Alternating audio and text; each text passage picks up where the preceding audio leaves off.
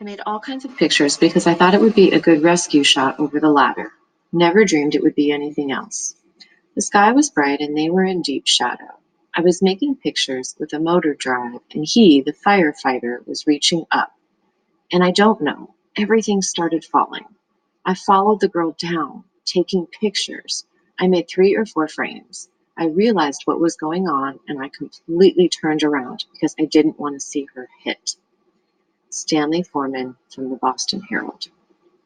In most newspapers, there were 3 pictures. The first showed some people on a fire escape: a fireman, a woman, and a child. The fireman had a nice strong jaw and looked very brave. The woman was holding the child. Smoke was pouring from the building behind them.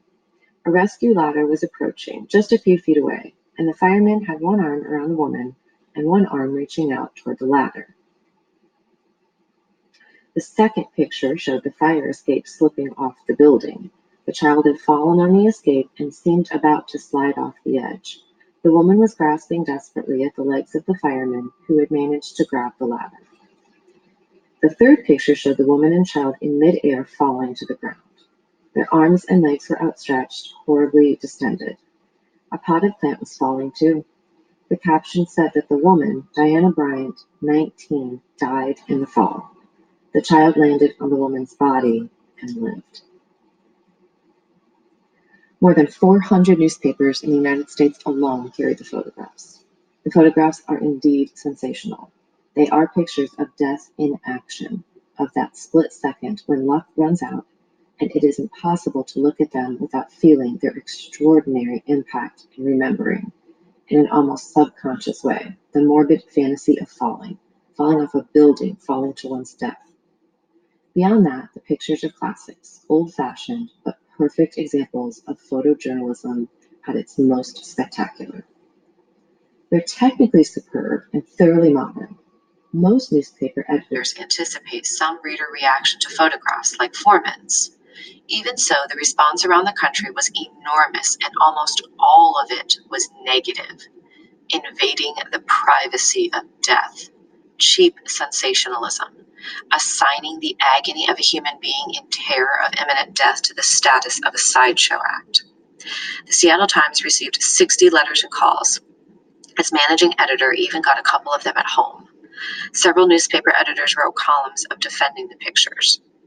Thomas Keevil of the Costa Mesa, California Daily Pilot printed out a ballot for readers to vote on whether they would have printed the pictures. Marshall Stone of Maine's Bangor Daily News claimed that the Boston picture showed the dangers of fire escapes and raised questions about slumlords. In the Post's newsroom, I found no doubts, no second thoughts. The question was not whether they should be printed, but how they should be displayed. When I talked to editors, they used words like interesting and riveting and gripping to describe them. The pictures told us something about life in the ghetto, they said, although the neighborhood where the tragedy occurred is not a ghetto, I'm told. They dramatized the need to check on the safety of fire escapes. They dramatically conveyed something that had happened, and that is the business we're in. They were news. Most papers will not print the picture of a dead body except in the most unusual circumstances. Does the fact that the final picture was taken a millisecond before the young woman died make a difference? The editor of the Washington Post wrote, any editor who decided to print those pictures without giving at least a moment's thought to what purpose they served and what their effect was likely to be on the reader should ask another question. Have I become so preoccupied with manufacturing a product according to professional traditions and standards that I've forgotten about the reader? It should be clear that the phone calls and letters were occasioned by one factor alone, the death of the woman. Obviously, had she survived the fall, no one would have protested. The pictures would have had a completely different impact. Had the child died as well, or instead, reaction would undoubtedly have been 10 times worse. In each case, the pictures would have been exactly the same. Only the captions, and thus the responses, would have been different. But the questions raised are worth discussing. For it may be that the real lesson of the Boston photographs is not the danger that editors will be forgetful of reader reaction, but that they will continue to censor pictures of death precisely because of that reaction. The protests were really a variation on an old theme. Why doesn't the press point out the good news argument? In this case, of course, the objections were disguised as righteous indignation about the privacy of death. Sieb, the Washington Post editor, took it for granted that the widespread newspaper policy against printing pictures of dead bodies is a sound one. However, I don't know that it makes any sense at all. I recognize that printing pictures of corpses raises all sorts of problems about taste and sensationalism. The fact is, however, that people die.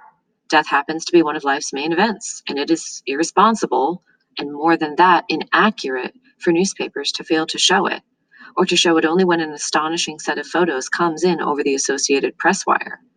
Most papers covering fatal automobile accidents will print pictures of mangled cars, but the significance of fatal automobile accidents is not that a great deal of steel is twisted, but that people die. Why not show it? That's what accidents are about. Throughout the Vietnam War, editors were reluctant to print atrocity pictures. Why not print them? That's what the war was about. Murder victims are almost never photographed. They are granted their privacy, but their relatives are relentlessly pictured on their way in and out of hospitals and morgues and funerals. I'm not advocating that newspapers print these things in order to teach their readers a lesson. The Post editors justified their printing of the Boston pictures with several arguments in that direction. Every one of them is irrelevant. The pictures didn't show anything about slum life. The incident could have happened anywhere, and it did. It's extremely unlikely that anyone who saw them rushed out and had a fire escape strengthened. And the pictures were not news. At least they were not national news. It's not news in Washington or New York or LA that a woman was killed in a Boston fire. The only newsworthy thing about the pictures is that they were taken. They deserve to be printed because they're great pictures, breathtaking pictures of something that happened. That they disturb readers is exactly as it should be. That's why photojournalism is often more powerful than written journalism.